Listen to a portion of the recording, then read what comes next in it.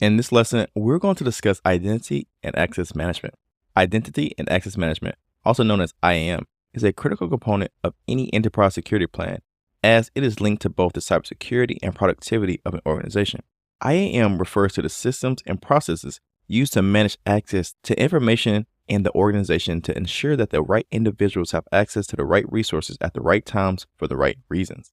Identity and access management evolves around the four main processes of identification, authentication, authorization, and accounting. First, we have identification. Identification is the process where a user claims an identity to a system, typically using a unique identifier like a username or an email. For example, when you log into any computer, the user will typically enter their username as an identification by either creating an account or an ID that uniquely represents that user, device, or process on the network. Identification also ensures that your users are considered legitimate by the system. For example, when operating an e-commerce website, you might need to ensure that the billing and delivery addresses match what the user has stated that they are, so that the user does not try to use a fraudulent payment method. Next up, we have authentication. Authentication is the process of verifying the identity of a user, device, or system, and this often involves validating the credentials provided by the user against a database of authorized users. For example, after entering a username, a user will be prompted to enter their password or other form of authentication like biometric characteristics or the combination of multi-factors during the authentication process. Third, we have authorization. Now, once the user is authenticated, the authorization process determines what permissions or levels of access the user has. For example, an employee in a human resources department should have access to personnel files, while an employee in finance might only have access to financial data. Fourth, we have accounting. Accounting, also known as auditing, is a process of tracking and recording these user activities.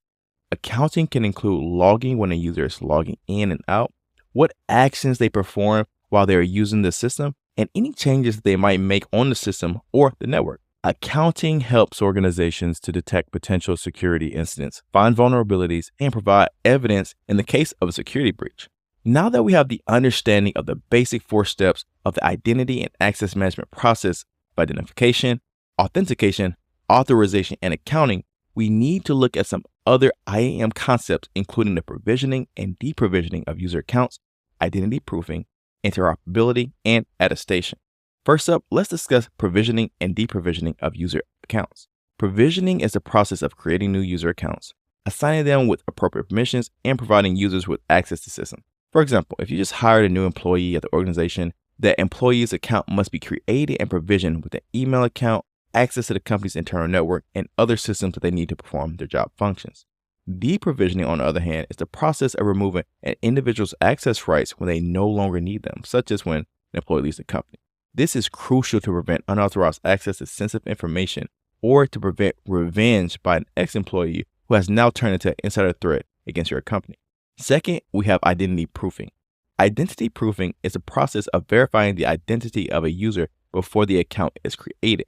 This can involve checking the user's personal details against a trusted source of data or asking the user to provide some form of identification like a driver's license or a passport.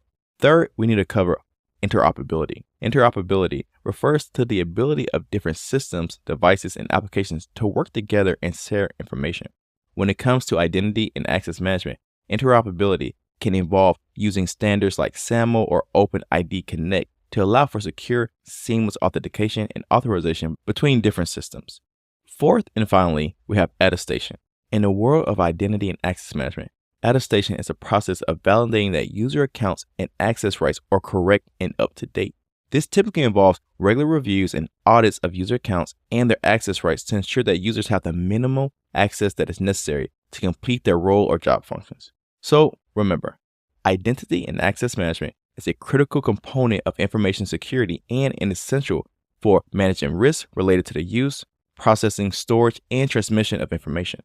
Identity and access management involves 4 main processes: identification, authentication, authorization, and accounting.